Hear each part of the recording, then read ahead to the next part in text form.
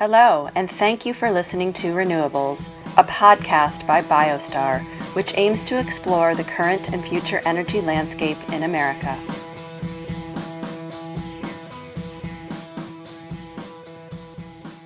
Hi, everyone, and welcome to the third episode of Renewables with Lila Ontiveros. We're very happy to have Lila as our guest this week and really excited to dig into solar. We haven't had an episode dedicated to solar yet, so we're going to dig into that.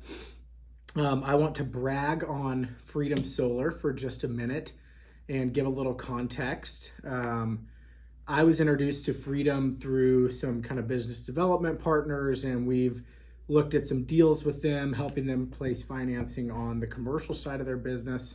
They do a lot of residential in their business as well, and we're going to talk about some of the fun pros and cons from your perspective, Lila, of both of those. But Freedom Solar, real quick, is having a record year, which is amazing to hear. You're installing tons of Tesla Powerwalls. You're the master sun power dealer for the state of Texas, and you're the oldest solar installer in the state of Texas. So I want to talk about all of that and more. Lila, thank you for joining us. Well, today. David, thank you so much for having me, and thanks for pumping our tires. Yeah, absolutely. So I want to kind of dive right in. Obviously, everyone's talking about COVID, and we're just kind of smack dab in the middle of this thing, it seems. Do you think, is your record year correlating with more people staying at home and wanting to buy solar for their houses? Talk to me about that. Well, great question. And quite frankly, right now, that's one of the questions that I'm getting the most. If we got in a time machine and went back to that first week of March, in Houston, we have the world's largest and richest rodeo. So usually that's what our world revolves around in Houston, Texas.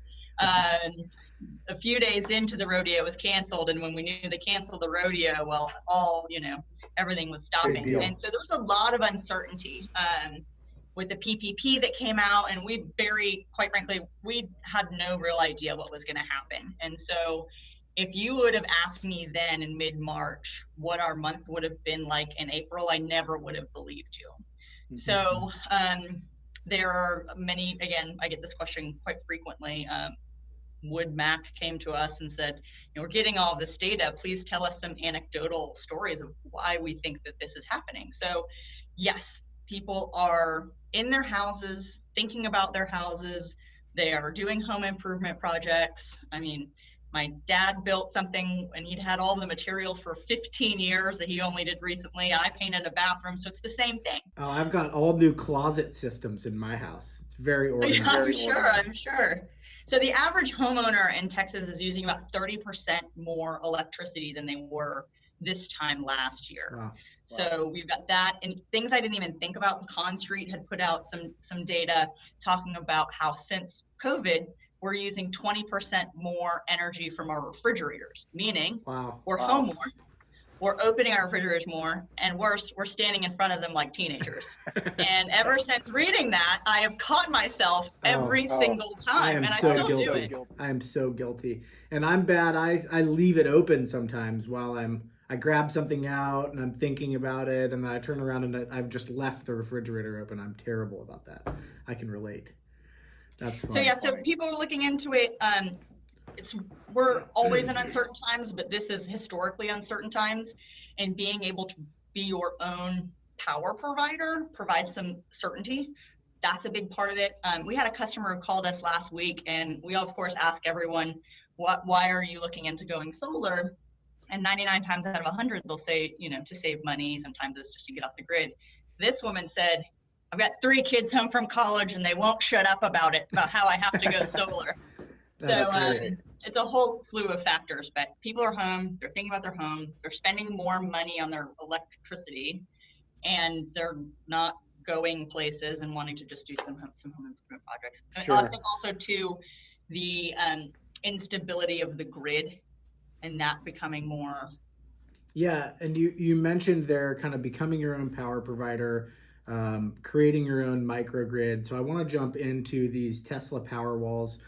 You mentioned that you all are having a lot of success deploying those, and I think that's really cool to see that there's residential adoption of those and talk to, we're still a new podcast. We don't know exactly who our subscriber base is yet. Hopefully it's growing fast, but talk to our listeners just about what it means to add solar, and then what it means to add battery storage to that, and what it really does for you as a homeowner. Sure. I'll give a great example. Some of your listeners may know this about the wildfires in California a couple of years ago, and even they've been as much as last year. And all of these Californians, the PG&E shut the grid down because of the wildfires. And the Californians thought, oh, that's okay. I have solar panels, so I'm good on power. Well, they go to turn their light on and nothing happened. And so again, just a little bit rewinding for people who may not know that much about solar. And I did not know any of this until I got into the business, which was not that long ago.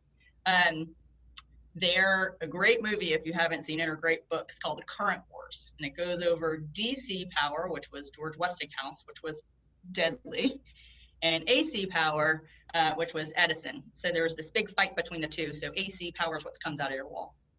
So when the sun comes onto your solar array on your roof, that power gets converted from the type of power that would electrocute you to a safe type of power. So let's say in Houston, we have a lot of hurricanes. A hurricane comes, wipes the grid out. Well, I don't know if you remember, if you have any Houstonians who listen, after Harvey, it was sunny for a long time. Mm-hmm. And what would have happened if a solar panel, which is connected to your roof, the solar panel powers your house first, and then any excess will go to the grid. Well, the poor chap working on CenterPoint going to fix your line on a sunny day, that solar panel would be putting direct current out, and he's a gone. Sure. So there's a safety mechanism. Now, that safety mechanism can, the battery can act as an island. So the solar panel powers your house first.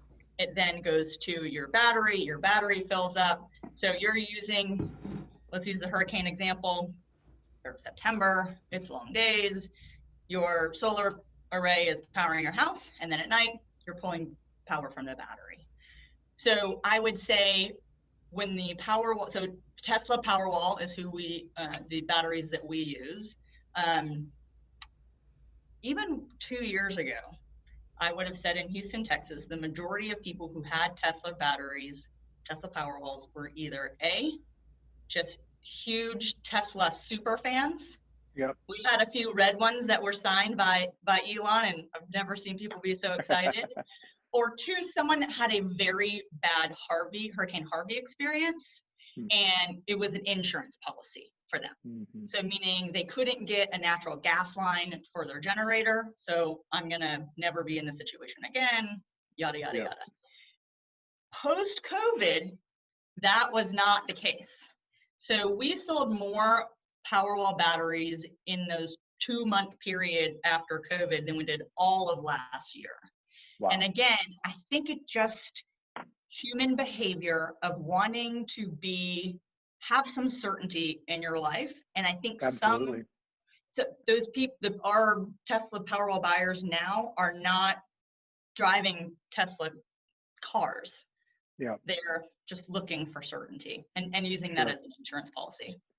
Well, it's super interesting. I mean, obviously, resiliency has become a bigger topic. We're seeing it, the military, everything is about resiliency right now.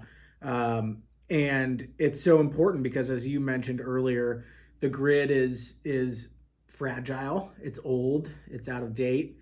I know you and I shared when we were kind of chatting beforehand that the book, The Grid is what it's called, is a great read for anybody interested in our outdated utility grid system and some of its fatal flaws.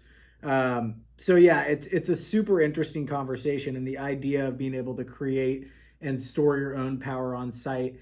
One thing I was hoping you could do, just a little bit of context, one of those Tesla Powerwalls, is that like if I have a 2,000 square foot ranch house and I have Freedom come and put solar on the roof and one Powerwall in, and then I lose power, just put into context for our listeners, how long will the battery last? How much, am I just turning the refrigerator on? Do I have some lighting in there too? How much bang for your buck is there? Great question. It very much depends on what you want to run. Tesla has a pretty interactive website that will let you click, I want to keep my cell phone charged, I want to do this and that. Okay. So it also depends on where you live, right? So as we think through Houston, Texas, people want to have air conditioners. So people are buying more than just one Powerwall in a standard 2,000 square foot home than they would in San Diego or New England that aren't running air conditioners 365. Sure. So typically in Texas, if someone wants to run the air conditioner, which you do during hurricane season, because it is hot in September, someone will probably get 2 in Houston. Okay. That's not always the case, but that ensures that you'll be running your AC. And one of the big adopters, obviously, for solar and energy storage is available financing. So I want to shift a little bit to, BioStar. We look at financing mostly commercial projects. Interestingly, though, we've had a couple of residential portfolios come across our desk, which we think strategically actually might make some sense to sort of diversify into the residential market. But talk to me a little bit about available financing and how that has been able to, help you grow your sales. And if I'm just sort of thinking for our listeners, if I want you to come out and, install solar and a Tesla battery, which I do, I think it would be really cool. I have a lot of trees over my house. But what does that kind of process look like? And what are my options in terms of, am I shelling out a bunch of cash? Is there financing available for that? I know there's some tax credits out there, obviously, if you don't mind touching on that. Yeah, for sure. Lots of questions. So hopefully I'll answer them all. If I forget one, David, please remind me. So sure. Financing is massively important for not just the growth of Freedom Solar, but how much solar has been installed over the course of the last 10 years. So Freedom Solar was founded in 2007, back when solar was about $8 a watt. So we're in a very different place now. Solar is 10%, is 90% cheaper than what it was 10 years ago. So that's a big part of the stool. The other big part is the tax credit. So if you look back at 2016, there was this massive spike in the amount of installs done throughout the country. And the reason was that the tax credit at the time, which was 30%, was going away. So there was this FOMO, or fear of missing out. So people piled in.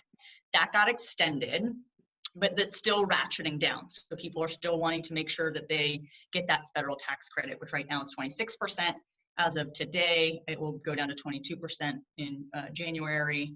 That's to be determined depending on what legislation is passed. And then the third leg of the stool is the financing. So the financing terms across the board are very, very keen to do it. It's anywhere from a 12-year loan to 25-year loan and 2.99%. So and it's unsecured. So I can't go to a bank and say, hey, what kind of unsecured loan can you get me for, under 10%? So what homeowners are doing is saying, hey, I'm spending, and we're getting a lot of this now, I've been spending X on my electricity. I'm now spending 30 to 50% more X because I'm home and because electricity prices have gone up. Well, if I finance it, they're roughly the same. And if this price continuation goes up, then I can lock this in. So I think that was both the tax credit and the financing. Yes. Yeah.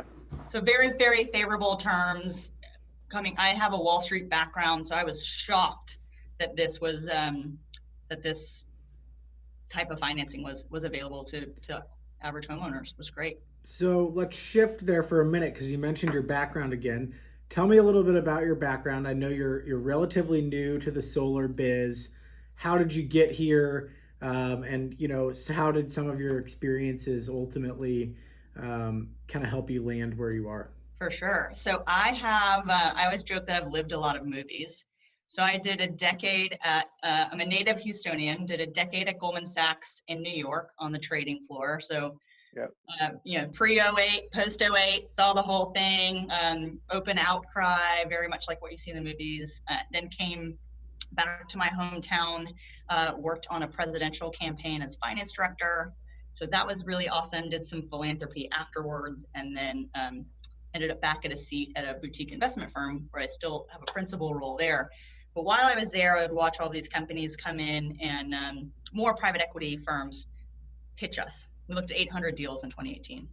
And I thought to myself, man, everyone's telling me that the hardest part of their business is finding smart operators. And I was like, well, I'm maybe smart, but definitely capable. Had reached out to some mentors of mine in the private equity space, and someone knew Brett Biggert, who is our CEO, had called him that day looking for someone to run their Houston office. So it was kind of not only a great match, but being on the forefront of solar in Texas, it is very clear and very palatable when you're in the energy capital of the world that there is this energy transition, this shift that's happening. And Sure. to be, quote unquote, solar girl leading that rooftop revolution was really, really exciting. And so there's, I'm sure as your listeners know, there's a million different ways with which people can make money and get involved in the renewable space. And I admittedly, I will raise my hand and say, hey, we're the solar install guys. We are the rednecks, and that is where I feel comfortable. We hire great guys who do it safely and do it well. And the rednecks who used to work at Goldman. Yeah, yes. They'll tell you I was the redneck of the group too. So I can play both sides of the ball. I love it. And that's interesting, because you mentioned the energy capital of the world, Texas, Houston, absolutely. And all of, typically, not to think in terms of stereotypes, but you think Texas, you think oil and gas. And that's sort of always been the case. But it's interesting to hear you sort of acknowledge that, and that you think the greater community is definitely acknowledging that. So talk to me about, because yeah, the reason that people are going solar, the earlier adopters, you were again either tech people or super into the environment, and now the environment, good, right, wrong, or indifferent, is a secondary reason why people are going solar. Sure. So what has happened, we've had, as I'm sure you've read, and it's only gotten worse post-COVID, we've had this mass migration to Texas. Mm-hmm. So we have about 1,000 people who move here every day. I've heard post-COVID, it's actually up to 1,500. Wow. And so I did not know this until I got into the solar biz, but for your listeners, there are 3 grids in the US. There's the Eastern interconnection, the Western interconnection, and what's called ERCOT, which is essentially Texas. So a little history lesson. So if you think back, we obviously weren't alive, but in the mid-30s, then Congressman LBJ was really pivotal in working with FDR to bring power to Texas, because 90% of Texas in 1935 had no power. World War II happens, everyone, we win the war, everyone's super excited, appliances come out, and the population of Texas then was 7.1 million people, but only 1 million had power. So still not a lot of people had power. So fast forward, let's call it the 60s. My parents are in high school in the Houston area, and the population of Texas in 1960, let's just assume most people in 1960 have electricity. Population was 9.6 million people. Wow. Now, Greater Houston has over 7 million people. Uh-huh. So what didn't exist in Houston, Texas in 1960? A lot of things, but air conditioning. So air conditioning is, my parents didn't have air conditioning, which is insane to me. Right. I couldn't live here without air conditioning. Those are hot summers in Houston. What's that? Those are hot summers in Houston. It's hot winters too. So, so again, we've gone from a population of 9.6 when the grid was fully built to 30 million. We have more people using more stuff. Most of our homeowners that we're doing solar for have 2 air conditioning units. Mm-hmm. So it becomes this supply-demand issue, which we saw last August. There's a company called Griddy, which has become popular in the deregulated parts of Texas. So again, this is like very Texas specific. In 99, then Governor George W. Bush made Texas a deregulated state, giving Texans, quote unquote, the power to choose. Yep. So free markets, the cost of power goes down. We've got some of the cheapest power on planet Earth in America, but particularly here in the deregulated parts of Texas. And so this company comes out and says, hey, we're going to give you wholesale power, which wholesale power in Texas can be like 2 or 3 cents. But you have to pay a monthly fee of $10 or $10, $9.99. Great, sign me up. Well, what happened was the wind stopped blowing in August in West Texas. And during a previous administration, they had gotten rid of all these coal plants. So more people needing more power, less of it, and the price went from 3 cents a kilowatt to $9 a kilowatt for about 4 hours. So if you do the math, I mean, obviously it's a split up against a lot of retail electric providers and grid operators, but I mean, it was almost $2 billion, not mistake, but a $2 billion loss. Yeah. Because I'm still paying 10 cents a kilowatt when I turn my light on. Right. Retail electric provider. So that provided real, an eye-opening live snapshot into not just how susceptible our grid is, but how we have a supply-demand problem. Mm-hmm. So a very long-winded way to give some historical context of No, that's great. Solar now. Yeah, no, I really appreciate the history perspective, and that's all great. I wanted to kind of come back to Freedom a little bit. You all are you mainly working in Texas, or all of your customers in Texas, or have you expanded beyond Texas? So we have 2 pieces of the pie. Our residential piece, so we are, as David mentioned, the master dealer for SunPower. SunPower is high-end solar manufacturer for the state of Texas. So if you want the top of the line solar panels, Freedom Solar is your guy / gal. All of our employees are W-2 employees. We do everything in-house. So the permitting we take care of, all the design is done here. That is very, very, very rare. I have learned. Sure. Commercial, we have expanded outside the state in the past. So for instance, we did some Whole Foods. If you've been to any Whole Foods in Texas that has solar, we've done that. And I guess we did such a good job, they asked us to go do them in Manhattan and some other places. And at the time, a handful of years ago, we said, we're happy to. That might not be that might be more expensive for you than getting the local guys. But that has since changed. We're doing stuff as far as Idaho, right on the Canadian border. So. And let me ask you, just from a legislative standpoint, because you do have a little bit of background in politics, and I trust that you probably, like me, are a little bit of a political and policy junkie and track stuff like this. So, you're seeing California, for example, was in the news last year. They mandated that all residential homes being built had to have solar on them. Do you all kind of track that legislation? And I know, for us as commercial solar developers, we're following, 10 to 15 states from a legislative standpoint to figure out what their SREC programs are going to be and which are kind of the up and coming markets. So just curious how much you keep your finger on the pulse of that, and if legislation, obviously the federal tax credit you're monitoring, but if there's any legislation in Texas or other states that might drive you into new markets. I would say I probably get asked about the federal tax credit 3 to 5 times a day. Yeah. Which we have to go over some schoolhouse rock. Because last year what did happen, both the House and the Senate did pass an extension. And then it got to the president's desk, and the president kept wind and did not keep solar. Mm-hmm. So that is, again, I get asked on a very, hour by hour basis. The stuff in Texas, I'm one of these people, and just in general, I try to, if I can't control it, then I'm not going to spend that too much time on it. Do I think that there could be, 20 years from now, some sort of mandate like California has that new homes have to have solar? Maybe. I think what's becoming more interesting, particularly as we have, U-Haul, so many people from California moved to Texas that U-Haul can't get their trucks back. U-Haul is paying people to drive them back to California. And so I think that that is starting to set a tone.